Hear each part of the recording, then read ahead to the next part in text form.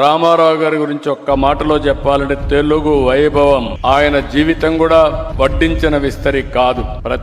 ప్రతిదీ కష్టపడి చేశాడు. పట్టుదల, ఆత్మవిశ్వాసం, ఒక్కొక్క మెట్టు ఎదుగుతూ వచ్చాడు. అందుకే ఎన్టీఆర్ ఒక ఆదర్శంగా మిగిలారు. 49లో మన దేశం నటుడిగా క్యారియర్ మొదలుపెట్టాడు. పాతాళ భైరవి, మాయా బజార్, లవకుశ, దానవీర సూరకర్ణ, గుండమ్మ కథ, ఇలా ఎన్నో మరుపురాని చిత్రాలు నటించాడు. దేవుళ్ళు చూడలేదు గాని శ్రీరాముడు ఎట్టుంటాడో, శ్రీకృష్ణుడు ఎట్టుంటాడో, కర్ణుడు ఎట్టుంటాడో చూడాలంటే అది ఎన్టీఆర్ రూపంలోనే మనం చూస్తున్నామని చెప్పి కూడా నేను మీకు తెలియజేస్తున్నా.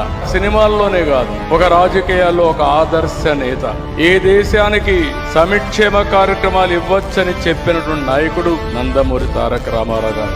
ఆ రోజుట్లో 2 రూపాయల కేజీ బియ్యం, సగం ధరకే చీర దోవతి, 50 రూపాయలకే హెచ్పి కరెంట్ ఇవ్వడం, ఇలాంటి పేదవాళ్ళందరికీ పక్కా ఇళ్లు కట్టడం 1-2 కార్యక్రమాలు కాదు, అనేక కార్యక్రమాలు చేశాడు. అందుకే మనం అందరం గుర్తుపెట్టుకోవాలి, ఎన్టీఆర్ అంటే రాజకీయాల్లో ఒక సంచలనం, ఎన్టీఆర్ అంటే ఒక ఉత్తేజం, ఉత్సాహం, ఎన్టీఆర్ అంటే ఆవేశం, ఆత్మాభిమానం, ఎన్టీఆర్ అంటే రామరాజ్యం, పేదల సంక్షేమం, ఎన్టీఆర్ అంటే నాటికి నేటికి ఎప్పటికీ తెలుగు జాతి వైభవం.